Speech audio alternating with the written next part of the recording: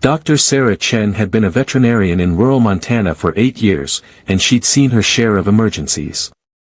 But she'd never seen anything quite like this. It was 2 in the morning when her phone rang. Sarah jolted awake, instinctively reaching for the cell phone on her nightstand. Late-night calls always meant trouble, an animal in distress, a farm emergency, something that couldn't wait until morning. Dr. Chen, she answered, her voice thick with sleep.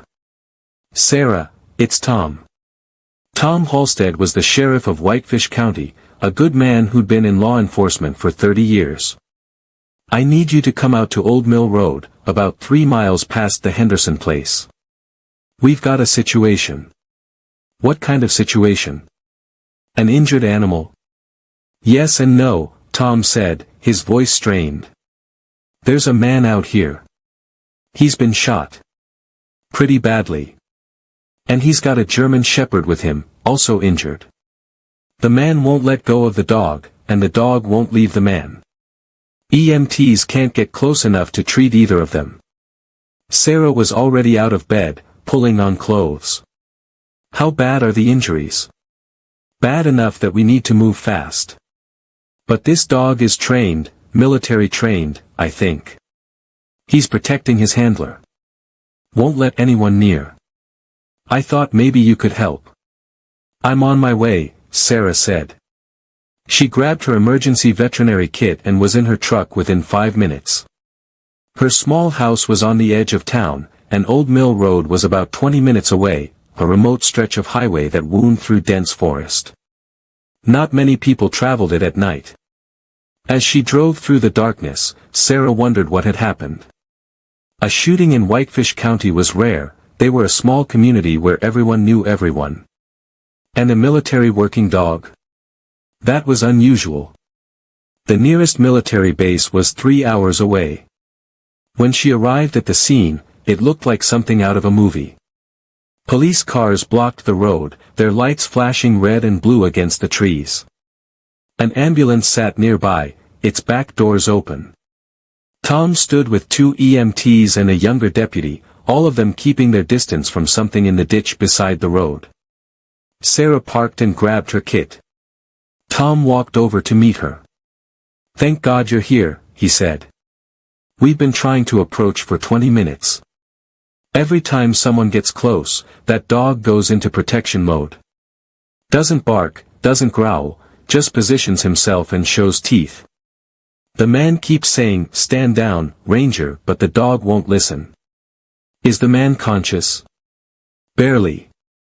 He's lost a lot of blood. GSW to the shoulder and another to the abdomen. He needs immediate medical attention, but he won't let go of the dog, and the dog won't let us near him. Sarah approached carefully, her eyes adjusting to the scene illuminated by flashlights and headlights. In the ditch, slumped against a tree, was a man in his early 30s. Even in the dim light, Sarah could see he was in bad shape. His shirt was soaked with blood, his face pale and sweating despite the cool night air. Beside him, pressed against his side, was a German shepherd. The dog was large and muscular, his coat dark in the shadows. Even from a distance, Sarah could see he was injured too, his left side was matted with blood, and he was holding his front left paw at an odd angle. The man's hand rested on the dog's head, and the dog's eyes never stopped scanning for threats. When the EMTs shifted closer, the dog's lips pulled back slightly, exposing teeth. Not an aggressive display, a warning. Sir, Sarah called out gently, moving forward slowly with her hands visible. My name is Dr. Sarah Chen. I'm a veterinarian. I can help Ranger if you'll let me. The man's eyes found her. Even in his condition, Sarah could see they were alert, trained to stay conscious through pain and trauma. Ranger's hurt, the man said, his voice rough. He needs help. I know, Sarah said, taking another step closer. And I'm going to help him. But I need you to tell Ranger that I'm a friend. That he can trust me. The German shepherd's eyes were fixed on Sarah now. She could see intelligence there, and loyalty, and a fierce determination to protect his handler no matter what. Ranger, the man said, his hand moving on the dog's head. Friend. Stand down. The dog didn't move. His body remained tense, ready to defend. Sarah crouched down, making herself smaller, less threatening. She'd worked with trained dogs before, search and rescue, police K9s. She knew they responded to calm confidence and clear intentions. Ranger, she said softly, your handler is hurt. He needs the EMTs to help him. And you're hurt too. I can see your paw. I bet it hurts a lot. Let me help you both, okay? She reached into her kit and pulled out a treat, something she always carried for nervous dogs. She tossed it gently toward Ranger. It landed a few feet in front of him. The dog didn't even glance at it. His eyes stayed locked on Sarah. Smart boy, Sarah said. You don't trust treats from strangers. I respect that. She slowly reached into her kit again, this time pulling out a small flashlight. She clicked it on, letting Ranger see what she was doing, then shined it briefly on her own face. See? Just a vet. I help animals. That's all I do. The man beside Ranger made a sound, half laugh, half groan. He's not going to stand down. He thinks he's still on mission. What's your name? Sarah asked the man. Captain Marcus Webb, he said, each word clearly costing him effort. Navy. Ranger and I, we served together. Afghanistan. He's retired now. I brought him home. Okay, Captain Webb. I need you to help me here. Ranger trusts you. Can you give him a direct order? Something that will let me treat both of you.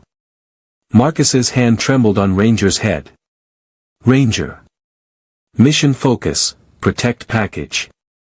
Package is you and me. Dr. Chen is friendly. She helps package. Understand? Sarah watched, fascinated, as Ranger's entire demeanor shifted. The dog's ears moved forward, processing the command. His body relaxed fractionally, though his eyes remained alert.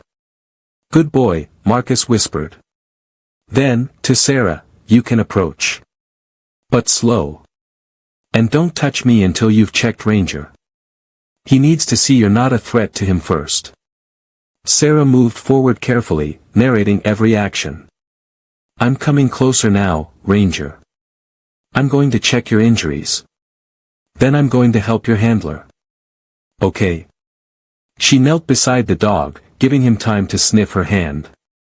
Ranger's nose worked, taking in her scent, picking up the smell of other animals, of medicine, of someone who spent her life caring for creatures like him. Sarah ran her hands gently over Ranger's body. The dog flinched when she touched his left side. Easy, boy. I know it hurts. She found the injury, a bullet graze along his ribs. Painful and bleeding, but not life-threatening. His paw was sprained, possibly broken. But he'd live. Ranger's going to be okay, Sarah said, looking at Marcus. Now let's get you help. She gestured to the EMTs, who rushed forward. But the moment they reached for Marcus, Ranger tensed again. Wait, Sarah said.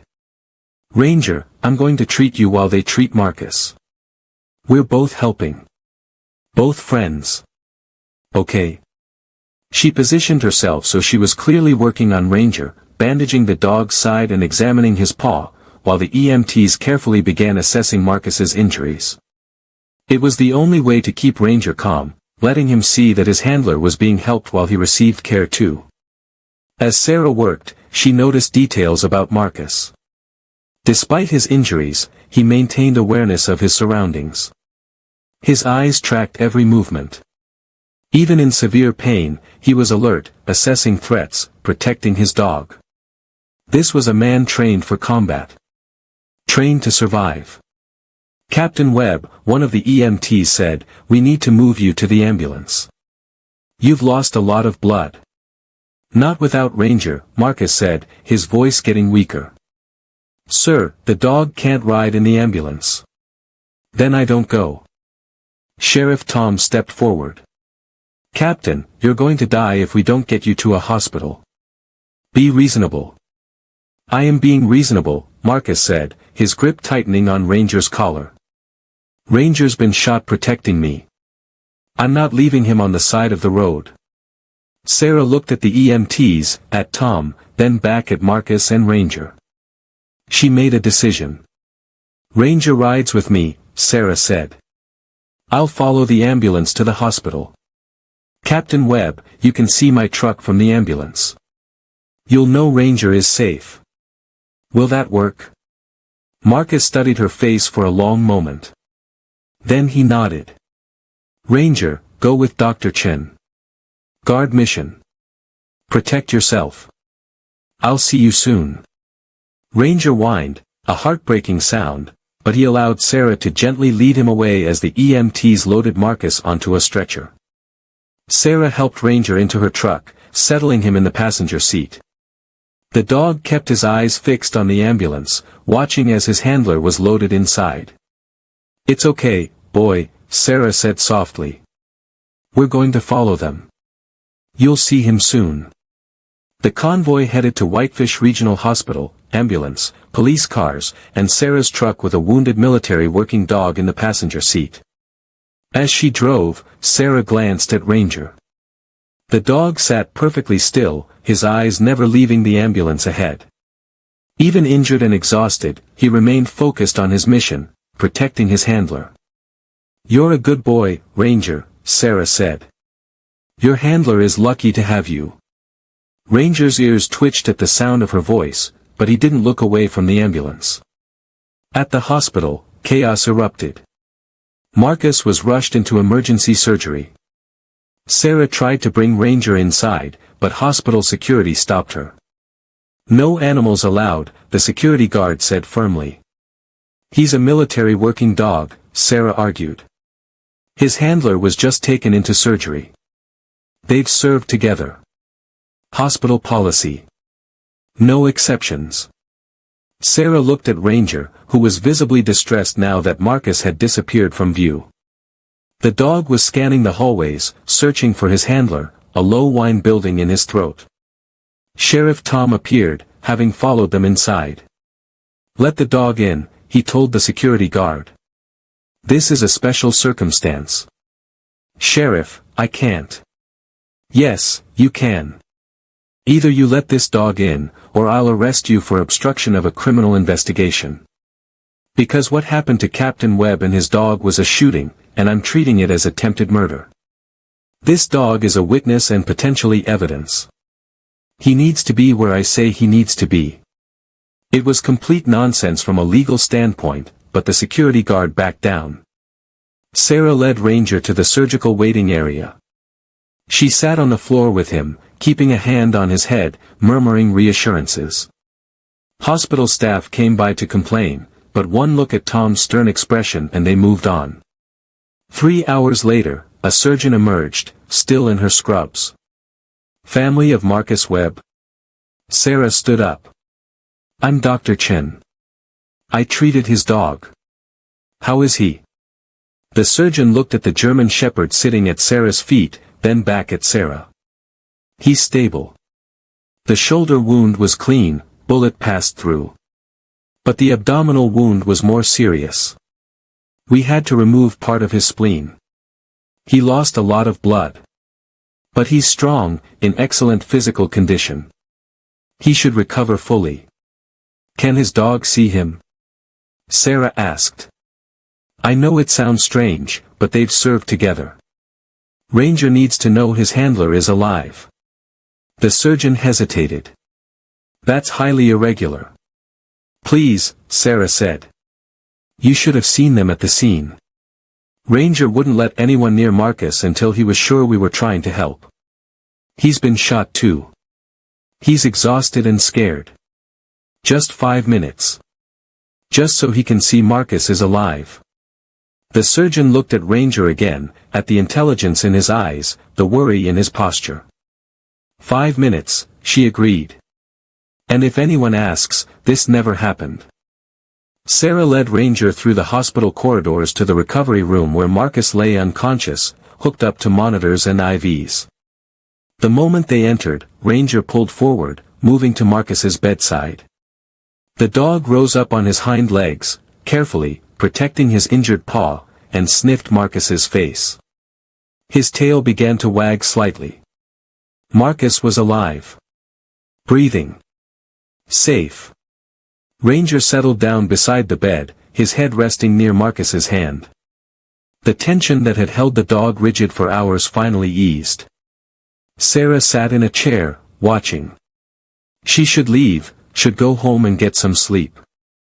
But something kept her there, a sense that this story wasn't over, that there was more to understand about the man and the dog who'd been found shot on a remote Montana highway. Sheriff Tom appeared in the doorway. "Thought I'd find you here," he said quietly. "Got a minute?" They stepped into the hallway, keeping Ranger in sight through the window.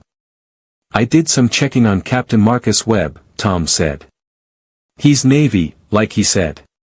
But not just Navy, he's a SEAL. Decorated. Multiple tours. The kind of guy who doesn't get shot by accident on a rural Montana highway." "You think someone was trying to kill him?" Sarah asked. "I think someone succeeded in shooting him and his dog. Whether they meant to kill him or just scare him, I don't know yet. But Captain Webb has been in town for about 6 weeks. Bought a small cabin near Glacier National Park. Been keeping to himself mostly. And now this. Does he have family? Someone we should contact?" Tom shook his head. "No next of kin listed. No emergency contact except." He checked his notes. "A buddy from his SEAL team, lives in Virginia. I left a message." Sarah looked through the window at Ranger, still keeping vigil beside Marcus's bed. They've been through something together. Something that created that bond. "War," Tom said simply. "I've seen it before with combat veterans and their service animals. That's not just a pet. That's his brother in arms." Over the next 3 days, Sarah found herself spending more time at the hospital than at her clinic. She'd bring Ranger outside for bathroom breaks and short walks, always staying where the dog could sense that Marcus was nearby. She'd sit with Ranger during the long hours, talking to him, treating his injuries, watching him slowly begin to trust her. Marcus woke up on the second day. Groggy from medication, his first word was, "Ranger." "He's right here," Sarah said, bringing the dog close. Ranger's whole body wriggled with joy at hearing Marcus's voice. Marcus's hand reached out, finding Ranger's head, and both of them visibly relaxed. "Thank you," Marcus said to Sarah, his voice rough. "For taking care of him. For getting us here." "You're welcome," Sarah said. "Now, can you tell Sheriff Halstead what happened? Who shot you?" Marcus's face closed off. "I don't know. It was dark. I was hiking with Ranger, heading back to my cabin. Someone ambushed us. Got off 3 shots before I could take cover. 1 hit Ranger, 2 hit me. I returned fire, but they ran." "Returned fire?" Tom asked, having entered the room. "You were armed?" "Always," Marcus said. "Have it from the service. I have a concealed carry permit." "Did you hit your attacker?" "Don't know. Maybe. There was blood on the ground where they'd been standing, but I couldn't tell if it was mine, Ranger's, or theirs. I was trying to stop the bleeding and call for help. My phone was dead, no signal that deep in the forest. So I started walking toward the road. That's where your deputy found us." Tom made notes. "Any idea why someone would want to hurt you?" Marcus was quiet for a long moment. "No," he said finally. But something in his tone suggested he wasn't telling the whole truth. Sarah saw Tom catch it too, but the sheriff didn't push. Not yet. Marcus needed time to heal. Over the following week, Sarah became Marcus's primary visitor. She'd bring Ranger by twice a day, staying to chat, to fill the silence. Marcus was polite but guarded, sharing little about himself beyond basic facts. He'd been in the Navy for 12 years. He'd retired 6 months ago. He'd come to Montana looking for peace and quiet. But Sarah sensed there was more to the story. And she was determined to find out what. Because someone had tried to kill Marcus Webb. And she had a feeling they might try again. Marcus was released from the hospital after a week, against his doctor's orders. He insisted he'd heal better at home, though Sarah suspected it was more about not wanting to be vulnerable in a public place. She drove him back to his cabin, a small, rustic structure about 15 miles outside Whitefish, nestled in dense forest near the edge of Glacier National Park. Ranger sat in the back seat, alert and watchful, clearly happy to be going home. "This is beautiful," Sarah said as they pulled up the long driveway. The cabin was surrounded by towering pines, with a creek running nearby. Peaceful and isolated. "That's why I bought it," Marcus said, carefully getting out of the truck. He moved stiffly, holding his left side where the abdominal wound was still healing. Sarah helped him inside, Ranger staying close to Marcus's side. The cabin's interior was sparse, minimalist even. A couch, a table, a few chairs. No decorations, no personal items visible. It looked like a place someone was staying, not living. "You need supplies," Sarah observed. "Groceries, medical supplies, dog food." "I can order online," Marcus said. "Or I can bring them by," Sarah offered. "I'm coming out this way anyway to check on Ranger's injuries. His paw needs monitoring for another week." Marcus looked at her for a long moment. "Why are you doing this?" "Doing what?" "Helping. Going out of your way. You don't know me." Sarah sat down at the table. "You're right. I don't know you. But I know Ranger, and I know that bond you two have. And I know someone tried to kill you, and you're out here alone, still recovering from serious injuries. So yes, I'm helping. Is that a problem?" "No," Marcus said quietly. "It's just. I'm not used to it." "Used to what?" "People helping." "Used to people caring," Marcus said. The admission hung in the air between them. Sarah saw something in Marcus's face, loneliness, isolation, the weight of carrying too much for too long. "Well, get used to it," Sarah said gently. "Because I'm not going anywhere until I'm sure you and Ranger are fully healed." Over the next 2 weeks, Sarah became a regular presence at the cabin. She'd bring groceries, check Ranger's healing wounds, and stay to chat with Marcus over coffee. Slowly, carefully, he began to open up. He told her about growing up in foster care, about joining the Navy at 18 to escape poverty and find purpose. He told her about SEAL training, about deployments to Iraq and Afghanistan, about the brothers he'd lost in combat. "Ranger was assigned to me on my 3rd deployment," Marcus said one afternoon. They were sitting on his porch, watching Ranger explore the woods nearby. He was trained to detect IEDs, improvised explosive devices. "Saved my life at least a dozen times. Saved my whole team's lives." "How long did you serve together?" "4 years.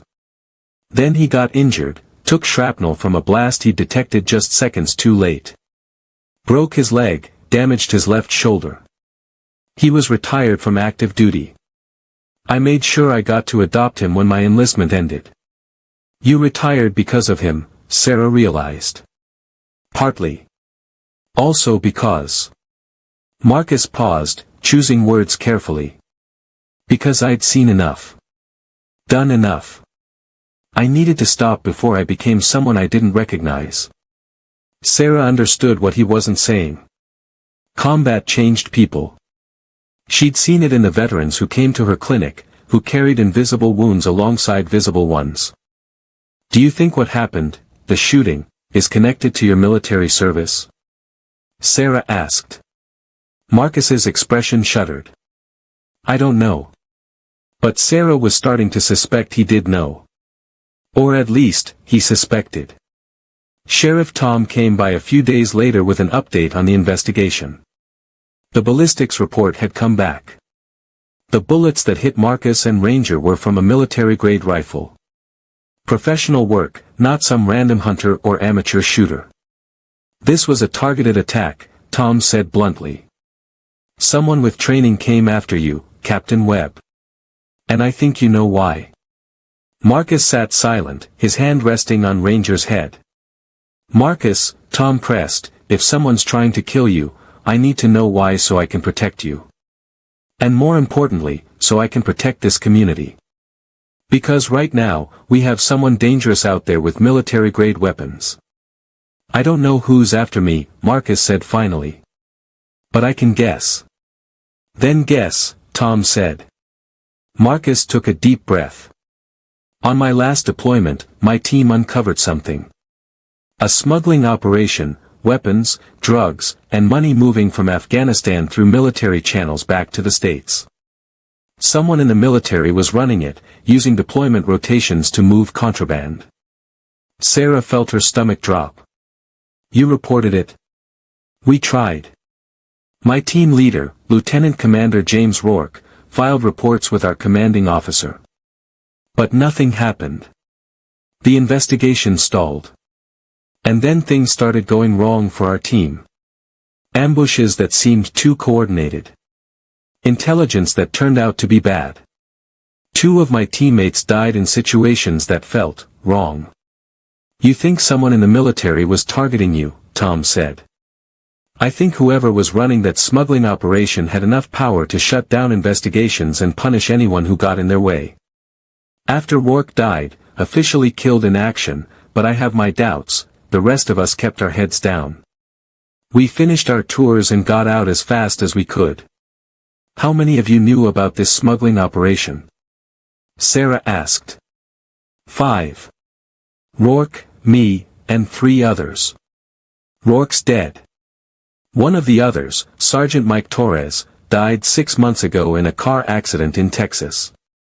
Another, Petty Officer Sam Jackson, died in a house fire in North Carolina 3 months ago. Tom was writing rapidly. And the 5th person? Corpsman Elena Martinez. Last I heard, she was living in Oregon. But I haven't been able to reach her in weeks. The implications were chilling. Someone was systematically eliminating everyone who knew about the smuggling operation. We need to put you in protective custody, Tom said. No, Marcus said firmly. I won't be locked in a cell while some corrupt officer hunts me down. I'm safer here, where I can see threats coming. You were already shot once, Sarah pointed out. And now I'm prepared. I was caught off guard last time. That won't happen again.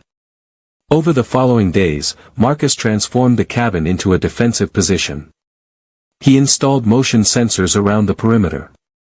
He stockpiled supplies. He set up sight lines and fallback positions. Sarah watched, fascinated and disturbed, as the peaceful cabin became a tactical strongpoint. You're expecting them to come back, she said one evening. I know they're coming back, Marcus corrected. The question is when. Then let me help. Marcus looked at her sharply. No. Sarah, you've done enough. More than enough. But this isn't your fight. It became my fight when I found you bleeding on the side of the road, Sarah said. I'm not a soldier, but I'm not helpless either. And I'm not abandoning you. You could get killed. So could you, Sarah shot back.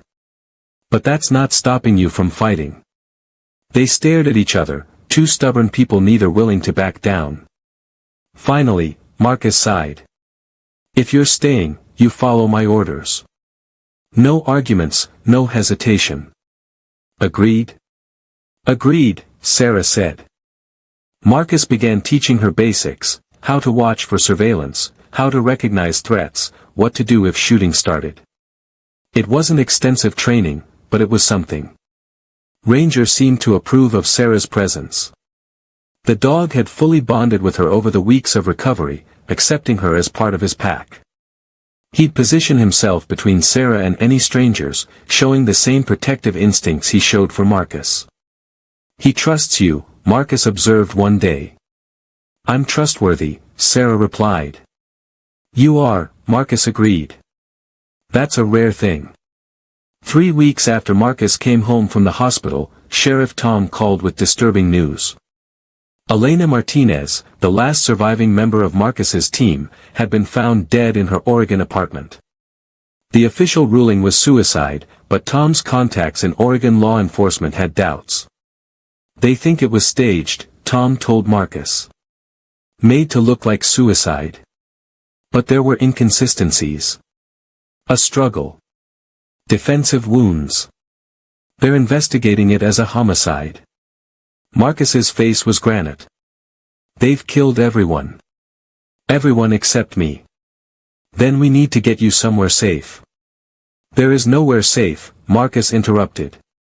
"Whoever's doing this has resources, connections, access to military intelligence. They found Elena in Oregon, Torres in Texas, Jackson in North Carolina.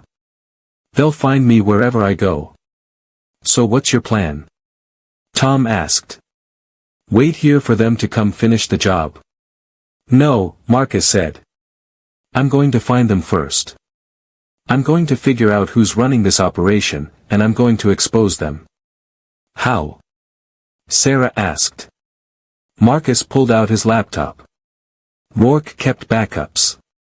He didn't trust the military to handle this, so he documented everything: transaction records, photos, names. He gave me a copy on an encrypted drive before he died. I've been afraid to access it because I didn't want to draw attention. But now. He plugged in a small USB drive and began typing rapidly. Files appeared on the screen: shipping manifests, photos of weapons caches, financial records showing wire transfers to accounts in the Cayman Islands. "This is enough to bring down whoever's behind this," Marcus said. "But I need to verify the current players. Some of these names might have moved on, retired, been transferred. I need to know who's still involved." "How do you verify that?" Tom asked. "By making myself bait," Marcus said.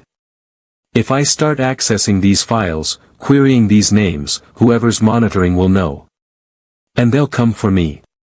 "That's insane," Sarah said. "You're still recovering from gunshot wounds." "Which is why they'll think I'm vulnerable," Marcus said. "They'll think they can finish this easily. But I'll be ready." Despite their protests, Marcus uploaded the files to a secure cloud service and began running searches on the names in Rourke's documentation. Within hours, his computer registered multiple attempts to trace his location. "They're coming," Marcus said calmly. "Probably tonight." He sent Sarah home, ordering her to stay in town, to stay safe. But Sarah didn't go home. Instead, she drove to Tom's office and told him what Marcus was planning. "He's using himself as bait," Tom said grimly. "Classic SEAL tactic. Draw out the enemy, then eliminate them." "Can you help him?" Sarah asked. "I can have deputies positioned nearby, ready to respond. But if these are trained military operatives, my deputies might not be enough." Sarah thought for a moment. "Do you know any other veterans in the area? Anyone with combat experience who might be willing to help?" Tom's eyes lit up. "Actually, I do. Let me make some calls." By sunset, 5 veterans had gathered at Tom's office: former Army, Marines, and 1 Air Force combat controller. All of them had heard about the Navy SEAL who'd been shot, and all of them were willing to help a fellow veteran in danger. "This isn't legal," Tom warned them. "I can't deputize you. If shooting starts, there will be questions." "Let them ask questions," one of the veterans said. "A fellow soldier needs help. That's all that matters." They loaded into vehicles and headed toward Marcus's cabin, taking positions in the surrounding woods. Tom coordinated with them by radio, keeping his deputies back unless absolutely necessary. Sarah ignored everyone's orders and drove to the cabin herself. When she knocked on the door, Marcus opened it, unsurprised to see her. "I told you to stay in town," he said. "And I told you I'm not abandoning you," Sarah replied. "Now let me in before your visitors arrive." Marcus stepped aside. Inside, Ranger was on full alert, his body tense, ears forward. He knew something was coming. "They'll be here within the hour," Marcus said. "Sarah, when it starts, you take Ranger and you run. You get to safety." "No," Sarah said firmly. "I'm staying. Ranger's staying. And we're going to help you survive this." Marcus looked at her, this stubborn veterinarian who'd walked into his life by accident and refused to leave. "Why?" he asked quietly. "Why risk yourself for me?" "Because you're worth it," Sarah said simply. "Because what you're fighting for, exposing corruption, getting justice for your fallen teammates, that matters. And because..." She hesitated, then continued. "Because you and Ranger deserve people who won't abandon you." Before Marcus could respond, Ranger's low growl filled the room. The dog's eyes were fixed on the dark woods beyond the window. They were here. Marcus moved with practiced efficiency, his injuries forgotten in the surge of adrenaline and training. He killed all the lights in the cabin, plunging them into darkness. Through the night vision scope he'd mounted on his rifle, he scanned the tree line. "For targets," he said quietly. "Maybe 5. Approaching from the north and east. Professional spacing. Military trained." Sarah's heart was pounding. She'd positioned herself in the cabin's safest corner with Ranger, but she could feel the terror building. This wasn't treating sick animals or delivering calves. This was combat, life and death.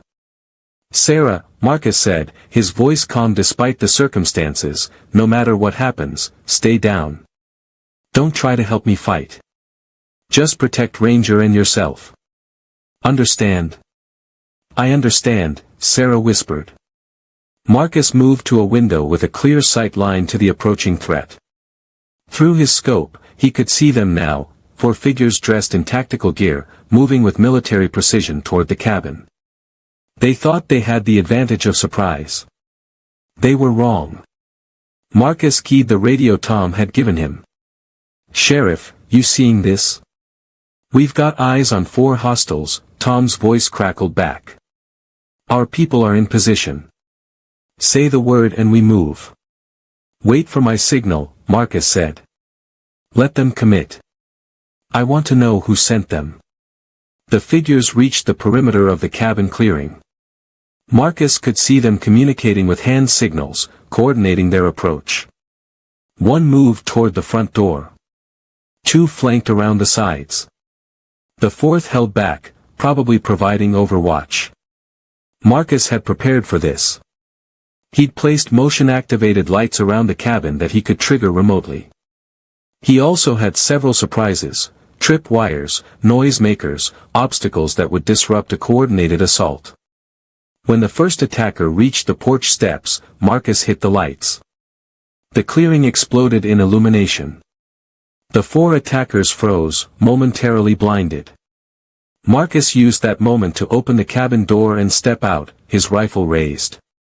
U.S. Navy. "Drop your weapons." Instead of complying, the attackers opened fire. Marcus dove back inside as bullets chewed through the doorframe. He returned fire through a window, forcing 2 of the attackers to take cover. "Now, Sheriff!" Marcus shouted into the radio. The veterans Tom had positioned in the woods opened fire, not to kill, but to pin down the attackers, to make them think they were surrounded. It worked. The 4 attackers fell back, confused by the unexpected resistance. One of them spoke into a radio, "Alpha team taking heavy fire. Multiple hostiles. Request backup." So there were more coming. Marcus had expected that. He moved through the cabin with practiced efficiency, firing from different windows, making it seem like there were multiple defenders. Ranger stayed with Sarah, pressing against her, his body tense but controlled. The dog understood, this was combat. This was what he'd been trained for. Outside, the gunfight intensified. The attackers were professional, they adapted quickly, using cover effectively, trying to flank. But the veterans in the woods held them off, their years of combat experience showing. Then one of the attackers did something unexpected. He pulled out a megaphone. "Captain Webb. We just want to talk." Marcus didn't lower his weapon. "You shot me and my dog. That's not how you start a conversation. That was a mistake. We were trying to scare you into leaving Montana, not kill you." "Who sent you?" Marcus shouted back. "We're private contractors. We were hired to make sure you stopped asking questions about Afghanistan." "Who hired you?" A long pause. "Then, we don't know names. We got our orders through encrypted channels, paid in cryptocurrency. But someone in military intelligence, high up. Someone with access to personnel files and deployment records." Marcus processed this. It matched what he'd suspected. Whoever was behind the smuggling operation had enough power and resources to hire professional contractors for wet work. "Why kill my teammates?" Marcus demanded. "We didn't. We were hired to eliminate the people who killed your teammates. We thought we were doing the right thing."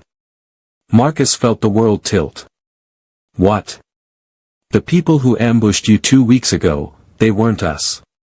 We've been tracking them, trying to figure out who they work for. We found your location through your internet searches tonight. We came to warn you, but you opened fire before we could identify ourselves. It was possible. It was even plausible. But Marcus had learned the hard way not to trust easily. "Prove it," Marcus called out. "Tell me something only a friendly would know." Another pause. Then, Lieutenant Commander Rourke's last words were, "Protect the evidence." He gave you an encrypted drive with files about the smuggling operation. He told you to hide it, to only reveal it if something happened to him. Marcus felt his blood go cold. Only 5 people had known about that conversation. Rourke, Marcus, and 3 others, all now dead except Elena, and she'd been killed days ago. Unless someone from that group had shared the information with trusted contractors. "Stand down," Marcus said into his radio to Tom and the veterans. "Cease fire." The shooting stopped. In the sudden silence, Marcus could hear everyone's heavy breathing, the ringing in his ears from the gunfire. Weapons on the ground, Marcus ordered the contractors. "Slowly. Then step back with your hands up." The 4 contractors complied. Marcus emerged from the cabin, his rifle still raised, Ranger now at his side. The dog was limping slightly, his injured paw had been stressed by the excitement, but he was alert and protective. Tom and the veterans emerged from the woods, weapons trained on the contractors. "Start explaining," Marcus said coldly. "And it better be good."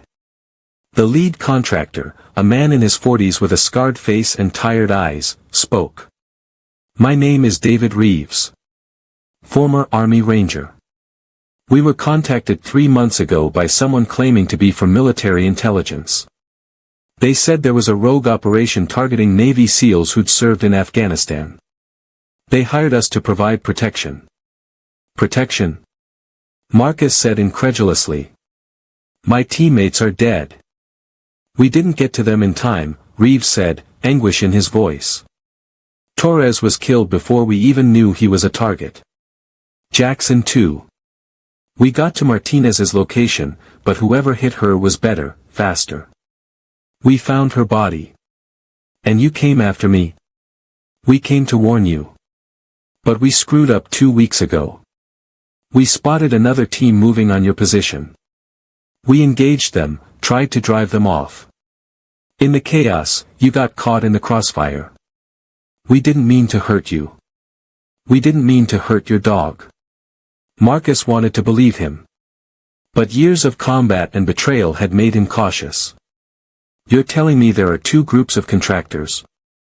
You, trying to protect me, and them, trying to kill me?" "At least 2, Reeves confirmed. Maybe more." Whoever's running this operation has serious resources. Sheriff Tom stepped forward. These men are going to put their weapons down and come with me for questioning. Captain Webb, you're going to the hospital to get checked out. You've been shot at again, and your wounds might have reopened. Marcus looked down and realized Tom was right. His shirt was spotted with blood where his abdominal wound had started bleeding again from the stress and movement. Sarah appeared at his side, professional and calm despite having just survived a gunfight. I can check him here, she offered. No, Tom said firmly. Hospital. Now. All of you. We're going to sort this out, but we're doing it by the book. The next several hours were a blur of police interviews, medical examinations, and conflicting accounts. Sarah stayed with Marcus and Ranger throughout, her steady presence the only thing keeping Marcus grounded. Reeves and his contractors were detained while Tom investigated their claims. Their story checked out, they were legitimate contractors with military backgrounds. The payments they'd received were traced to a shell company, which was traced to another shell company, which eventually disappeared into the offshore financial system. But Reeves had something valuable, communications logs. The encrypted messages they'd received, the orders they'd been given. Tom sent those to federal investigators with expertise in military intelligence. Meanwhile, Marcus's internet searches had triggered something bigger. By accessing those old files, he'd lit a fire under whoever was covering up the smuggling operation. Federal agents from multiple agencies descended on Whitefish, FBI, Naval Criminal Investigative Service, NCIS, even the Defense Intelligence Agency. Suddenly, Marcus's quiet cabin was the center of a major investigation. Special Agent Catherine Morrison from NCIS took the lead. She was in her 50s, with gray hair pulled back severely and eyes that missed nothing. She interviewed Marcus for 6 hours straight, going through every detail of what his team had discovered in Afghanistan. You should have reported this through proper channels, Morrison said. We tried, Marcus replied, exhausted. Lieutenant Commander Rourke filed reports. Nothing happened. Then our team started dying in suspicious circumstances. The proper channels were compromised. So you decided to handle it yourself? I decided to survive, Marcus corrected. And to make sure the evidence Rourke collected didn't die with us. Morrison studied him for a long moment. You know this goes high up. Maybe all the way to flag officers. You're accusing someone in military leadership of running a criminal enterprise. That's going to face resistance. I know, Marcus said. But it's the truth. And my teammates died trying to expose it. I owe them justice. Morrison nodded slowly. Then let's get them justice. Over the next week, the investigation exploded. The files Rourke had compiled were extensive and damning. Shipping manifests showing weapons moving through military supply chains. Financial records showing millions of dollars being funneled into offshore accounts. Communications showing coordination between someone in military intelligence and criminal organizations in Afghanistan. And as the investigators dug deeper, a name emerged, Colonel Richard Vaughn, Deputy Director of the Defense Intelligence Agency. He'd been in Afghanistan during the relevant time period. He'd had access to the intelligence and logistics necessary to run the smuggling operation. And most damningly, he'd been the officer who'd shut down Rourke's initial investigation. When NCIS moved to arrest Vaughn, he disappeared. A nationwide manhunt began. Marcus was placed under official protection, real federal agents this time, not sketchy contractors. But he refused to leave Montana or be separated from Ranger. This is my home now, he told Agent Morrison. I'm not running anymore. Sarah had returned to her normal life, running her veterinary clinic, seeing patients, trying to process the fact that she'd been in an actual gunfight. But she couldn't stop thinking about Marcus and Ranger, alone in that cabin, targets for a powerful enemy. She visited Marcus 3 days after the NCIS agents arrived. He was on his porch, Ranger beside him, watching the federal agents patrol his property. How are you holding up? Sarah asked, sitting down beside him. Tired, Marcus admitted. This has been going on for so long. I just want it to be over. It will be, Sarah said. They'll find Vaughn. They'll shut down his operation. And then you can actually start living again. Marcus looked at her. I don't know how to do that. Live normally, I mean. I've been in survival mode for so long, I don't remember what normal feels like. Then you'll have to learn, Sarah said gently. And maybe I can help with that. I'm pretty good at normal. Marcus smiled, a real smile, the first Sarah had seen from him. You're not normal at all, Sarah Chen. Normal people don't drive toward gunfights. Normal people don't adopt wounded Navy SEALs and their dogs. Maybe not, Sarah agreed. But I'm the right kind of not normal for you. They sat in comfortable silence, watching the sun set over the mountains. Ranger dozed between them, finally at peace. But the peace wouldn't last. Because Colonel Vaughn was still out there, still dangerous. And he had one final move to make before the end. Colonel Richard Vaughn was arrested 2 weeks later at a private airstrip in Nevada, attempting to board a plane to Mexico. In his possession were $2.3 million in cash, multiple fake passports, and a laptop containing evidence of his smuggling operation. But he also had something else, a detailed plan for eliminating everyone involved in the investigation against him. Marcus's name was at the top of the list. Agent Morrison called Marcus with the news. He had contracts already paid for. Professional assassins, scheduled to move on multiple targets over the next month. You're target number 1. How many assassins? Marcus asked. At least 3 that we've identified from his communications. But there could be more. We're working to identify and locate them, but until we do, you're in serious danger. The federal protection around Marcus's cabin intensified. But Marcus knew from experience that walls and guards could only do so much. A determined, skilled assassin would find a way through. I'm not going to live in a cage, he told Morrison. Even a cage with armed guards. Then what do you suggest? Morrison asked, frustrated. Let me draw them out. Use me as bait, but controlled this time. Set the terms of engagement. Captain Webb, these are professional killers. The kind who've eliminated targets in war zones and hostile territories. They're not going to fall for obvious traps. They won't have to, Marcus said. They just need to think they're getting what they want. Against Morrison's better judgment, Marcus was allowed to implement his plan. The federal agents would pull back slightly, making it appear that Marcus was more vulnerable. Meanwhile, Marcus would prepare the cabin and surrounding area with defensive measures. Sarah objected strenuously. You were just shot 2 months ago. You're still healing. And now you want to invite more people to try to kill you? I want to end this, Marcus said. Once and for all. As long as those contracts are active, I'm a target. So are you, because you're associated with me. So is anyone who helps me. The only way to stop it is to eliminate the threat. By eliminate, you mean kill, Sarah said. Marcus met her eyes. If necessary. Yes. Sarah understood. This was the side of Marcus that lived in the shadows of his military career, the part trained to kill, to eliminate threats, to do whatever was necessary for mission success.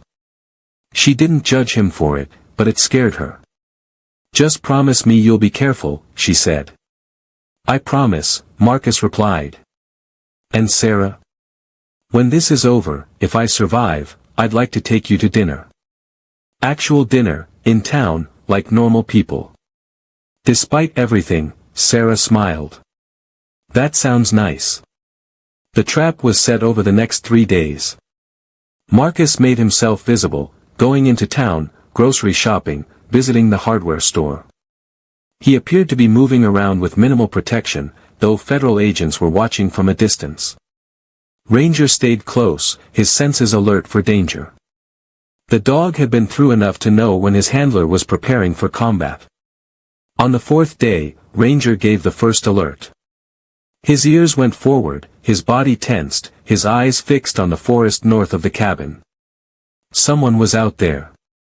Marcus immediately activated his defensive systems. Cameras positioned throughout the property gave him a full view of the approaches. On his monitors, he saw a figure moving through the trees, professional, careful, using cover effectively. One assassin. But Morrison had said there were at least 3. Marcus keyed his radio. One hostile, north approach. But this is a feint. The real attack will come from a different direction. He was right. Minutes later, 2 more figures appeared on his cameras, approaching from the south and west simultaneously. A coordinated 3-point assault, designed to overwhelm a single defender. But Marcus wasn't alone. Federal agents moved into position around the property, and the veterans who'd helped during the first attack had volunteered to assist again. Let them get close, Marcus said calmly. We want them to commit fully before we engage. The 3 assassins converged on the cabin with professional precision. They used suppressed weapons, moving in near silence. They communicated with subtle hand signals. These were top-tier operators, former special forces, probably, now working in the private sector. When they were within 50 meters of the cabin, Marcus gave the order. Light them up. Floodlights burst on, illuminating the 3 assassins. Simultaneously, federal agents and veterans rose from concealed positions, weapons trained on the attackers. Federal agents. Drop your weapons. 2 of the assassins immediately complied, recognizing they were outgunned and surrounded.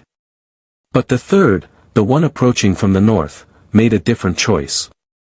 He ran, sprinting back toward the tree line with surprising speed. Marcus saw him through the scope of his rifle. An easy shot. But taking it meant killing a man who was now fleeing, not actively threatening. Marcus let him run. 1 rabbit's running north, he reported. He's going to head for the logging road about a mile out. Sheriff Tom's voice came over the radio. My deputies are positioned there. We'll pick him up. But they didn't. The assassin somehow evaded the deputies, disappearing into the vast forest of Glacier National Park. A manhunt began, but finding one person in thousands of square miles of wilderness was nearly impossible. The 2 captured assassins were professional to the end. They refused to answer questions, immediately requesting lawyers. But their phones and computers provided valuable intelligence, communications with Colonel Vaughn, target packages on Marcus and others, payment information. We've got enough to connect them directly to Vaughn, Agent Morrison said. His lawyers are already working on a plea deal, but between the smuggling charges and these attempted murder charges, he's looking at life in prison. What about the 3rd assassin? Marcus asked. Still at large. But we'll find him. Marcus wasn't convinced. A skilled operator in familiar terrain could hide indefinitely. And this one had motivation. He'd taken payment for a job and now had to choose between completing it or losing credibility in his profession. Marcus knew which choice a professional would make. He doubled his security measures, installed more cameras, varied his routines. Ranger was on constant alert, sleeping lightly, always positioned between Marcus and potential threats. Sarah continued visiting, despite Marcus's protests. I'm not letting some hired killer dictate my life, she said firmly. Besides, you need someone to check Ranger's paw. It's healing well, but he's been putting too much stress on it. She was right. Ranger's injured paw had been aggravated by the recent action. Sarah bandaged it carefully, talking to the dog in her calm veterinarian voice. You're a good boy, Ranger. Such a good boy. Taking care of your Marcus, keeping him safe. But you need to rest this paw, okay? Let it heal properly. Ranger's tail wagged slightly at her tone. He'd come to trust Sarah completely, accepting her as part of his pack. 3 weeks passed with no sign of the 3rd assassin. Agent Morrison began to think he'd given up and left the country. Sheriff Tom's deputies scaled back their patrols. Even the federal protection started to feel routine rather than urgent. Marcus didn't relax. He knew the assassin was still out there, still waiting for the right moment. That moment came on a quiet Tuesday afternoon. Sarah had come out to the cabin to check on Ranger and to deliver groceries. She was unpacking them in Marcus's kitchen when Ranger suddenly went rigid, his ears back, a low growl building in his throat. "Marcus," Sarah called out. Marcus was in the cabin's small bedroom, working on his laptop. He emerged immediately, reading Ranger's body language. Someone's close. Very close. He moved to the window, scanning the tree line. Nothing visible. But Ranger's instincts were never wrong. Then Marcus saw it, a reflection in the trees, about 200 meters out. The sun glinting off glass. A scope. "Get down!" Marcus shouted, tackling Sarah to the floor just as the window exploded inward. A bullet embedded itself in the wall where Sarah's head had been seconds before. More shots followed, punching through the cabin's walls. The assassin had chosen his position well, elevated, with a clear sight line to the cabin, probably with an escape route already planned. Marcus low-crawled to his rifle, returning fire to keep the assassin's head down. Ranger positioned himself over Sarah, protecting her with his body. "I'm calling for backup," Sarah said, reaching for her phone. "No signal," Marcus said, checking his own phone. "He's jamming us." Professional setup. They were pinned down, isolated, facing a skilled sniper. Not a good situation. But Marcus had been in worse situations and survived. "Sarah, there's a root cellar beneath the cabin. Trapdoor in the bedroom. Take Ranger and get down there. There's food, water, a satellite phone. Call for help and stay down until they arrive." "What are you going to do?" "I'm going to flank him," Marcus said. "He's focused on the cabin. He won't expect me to come around behind his position. That's insane. He'll see you. Not if I'm fast and smart." Marcus looked at her seriously. "Sarah, I need you to trust me. I've been doing this for 14 years. I know what I'm doing." Sarah wanted to argue, but she recognized the steel in his voice. This was Marcus the Navy SEAL, not Marcus the wounded veteran. This was who he'd been trained to be. "Be careful," she said. "Always." Sarah and Ranger retreated to the root cellar while Marcus prepared. He grabbed his rifle, spare magazines, a knife, and his medical kit.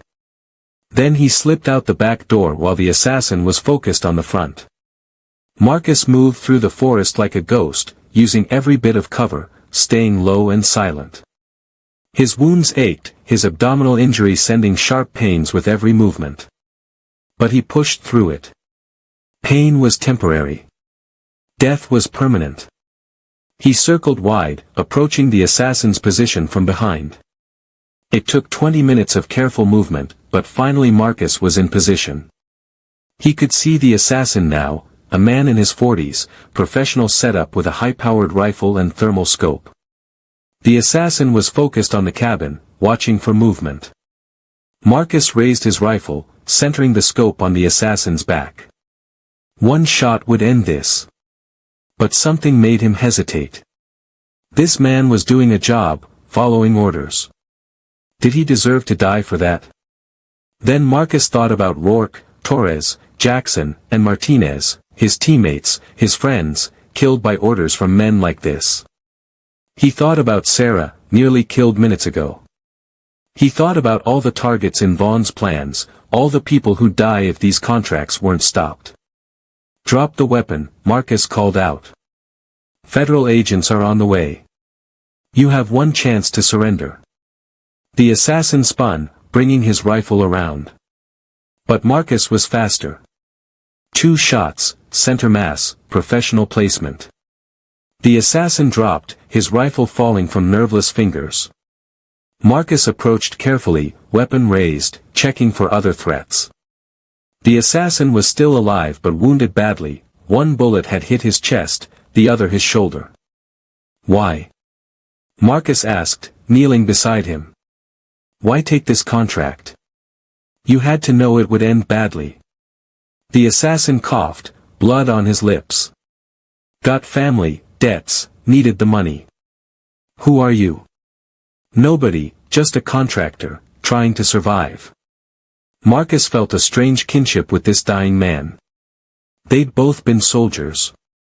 Both been trained to kill. Both been caught in systems larger than themselves. "I'm sorry," Marcus said quietly. The assassin's eyes widened slightly, surprised by the apology. Then they closed for the last time. Marcus sat back, exhausted, his hands shaking with adrenaline crash. He'd killed before, many times in combat. But it never got easier. Each life taken was a weight added to his soul. Sheriff Tom and Agent Morrison arrived 30 minutes later, having been alerted when Sarah reached the satellite phone in the root cellar. They found Marcus still sitting beside the dead assassin, covered in blood, some his own from wounds that had reopened, some from the man he'd killed. "It's over," Morrison said, helping Marcus to his feet. "We identified this one from his gear. He was the last one. Vaughn's entire network is shut down. You're safe now." Marcus nodded numbly. Safe. After 2 months of running, fighting, surviving, it was finally over. Sarah emerged from the cabin, Ranger at her side. She ran to Marcus, checking him for injuries with professional efficiency. "You're bleeding again," she said, examining his abdominal wound. "Hospital. Now." "I'm fine," Marcus protested weakly. "You're not fine. You just had a gunfight, killed a man, and reopened wounds that were barely healed. Hospital. Now." Marcus was too tired to argue. He let Sarah and Tom help him to Tom's vehicle. Ranger jumped in beside him, pressing close, offering the comfort only a loyal dog can provide. At the hospital, Marcus was admitted for observation and treatment. His wounds were cleaned and rebandaged. The doctor told him he'd been incredibly lucky. If he'd stressed his injuries much more, he could have caused permanent damage. Sarah stayed with him through it all, holding his hand when the pain got bad, talking to him about ordinary things to distract him from the darkness. "You know," she said one evening as they sat in his hospital room, "when I found you shot on the side of the road 2 months ago, I never expected any of this. I thought I was just helping an injured man and his dog." "I'm sorry," Marcus said. "I brought danger into your life. You could have been killed because of me." "But I wasn't," Sarah pointed out. "And Marcus, I wouldn't change anything. Yes, it was terrifying. Yes, I saw things I wish I hadn't. But I also saw you, your courage, your loyalty to your teammates, your determination to see justice done. That matters." Marcus looked at her. "I'm not a hero, Sarah. I'm just someone who survived when others didn't." "That's not true. You exposed corruption that was getting people killed. You made sure your teammates' deaths weren't in vain. And you protected me and Ranger when we were in danger. That's heroism." Marcus was quiet for a moment. "I haven't thanked you properly. For everything. For finding us, for helping us, for staying when you could have walked away. You saved my life, Sarah. Yours and Ranger's." "Then we're even," Sarah said with a smile. "Because you saved mine too." Marcus was released from the hospital 3 days later. The investigation into Colonel Vaughn's smuggling operation continued, but Marcus's part in it was mostly done. He'd given his testimony, provided evidence, and identified the people responsible. The rest was up to the federal prosecutors. He returned to his cabin with Sarah and Ranger. The place had been repaired, windows replaced, bullet holes patched. But it would never feel quite the same. "I'm thinking of selling," Marcus admitted one evening. "Too many bad memories now." "Where would you go?" Sarah asked. I don't know. Maybe somewhere closer to town. Somewhere less isolated. He paused. Somewhere closer to you. Sarah felt her heart skip. Are you saying what I think you're saying? I'm saying I don't want to be alone anymore, Marcus said. I've spent too many years isolated, keeping people at arm's length because it was easier than letting them in. But you got in anyway, Sarah. You broke through all my walls. And I don't want to lose that. You won't, Sarah said softly. I'm not going anywhere. They sat on the porch, watching the sunset. Ranger sprawled contentedly between them. The dog's paw had healed completely. His ribs had healed. The physical wounds were gone, though the psychological ones would take longer. But that was okay. Healing took time. And they had time now. 6 months later, Marcus bought a house on the edge of Whitefish, close to town, close to Sarah's clinic, but still with enough land for Ranger to run. He started teaching self-defense classes at the local community center, using his military training to help others feel safer and more confident. Sarah continued running her veterinary practice, but she and Marcus spent most evenings together. Sometimes they'd talk about the events that had brought them together. More often, they'd talk about ordinary things, books, movies, plans for the future. Ranger thrived in his new home. He'd finally retired from his protective duties, becoming more pet than working dog. He'd play in the yard, sleep on the couch, and greet Sarah with enthusiastic tail wags whenever she visited. Colonel Richard Vaughn was convicted on multiple counts of smuggling, conspiracy to commit murder, and corruption. He received a sentence of 45 years in federal prison. His entire criminal network was dismantled, and several other officers were charged with related crimes. The 2 captured assassins testified against Vaughn in exchange for reduced sentences. David Reeves and his contractors were cleared of wrongdoing and actually received a commendation for their attempted protection of Marcus and the other veterans. 1 year after Sarah found Marcus shot on Old Mill Road, she and Marcus stood together at a military cemetery in Montana. They were there for a memorial service honoring Lieutenant Commander James Rourke and the other members of Marcus's SEAL team who died trying to expose the smuggling operation. Sarah watched as Marcus placed flowers on Rourke's grave, his head bowed in respect and sorrow. Ranger stood beside him, seeming to understand the solemnity of the moment. They deserved better, Marcus said quietly. They deserved to live, to retire, to have families and futures. They got justice instead, Sarah said. Because of you. Because you didn't give up, even when it cost you everything. It didn't cost me everything, Marcus corrected, looking at her. It cost me a lot. But it also gave me something I'd never expected to have again, hope. Purpose. A reason to keep living beyond just surviving. He took her hand. It gave me you. Sarah squeezed his hand. I'm glad I found you that night. I'm glad I didn't drive past. I'm glad I got involved. Even though it nearly got you killed. Even though, Sarah confirmed. Because that's what love is, isn't it? Choosing to be there, even when it's hard. Even when it's dangerous. Even when it would be easier to walk away. Marcus looked at her in surprise. Love? Yes, love, Sarah said firmly. I love you, Marcus wept. I love your courage, your loyalty, your determination. I love the way you treat Ranger. I love the way you fought for justice and truth. And I love the way you're trying to build a normal life after everything you've been through. Marcus felt something break open in his chest, a wall he'd built around his heart, finally crumbling. I love you too, he said. I think I started loving you the night you convinced Ranger to trust you, when you stayed with us at the hospital, when you refused to abandon us no matter how dangerous things got. They kissed there in the cemetery, surrounded by the graves of heroes, with Ranger sitting patiently beside them. It was a strange place for a romantic moment, but somehow it felt right. This love had been forged in danger and sacrifice. It had survived violence and trauma. It was as strong as steel.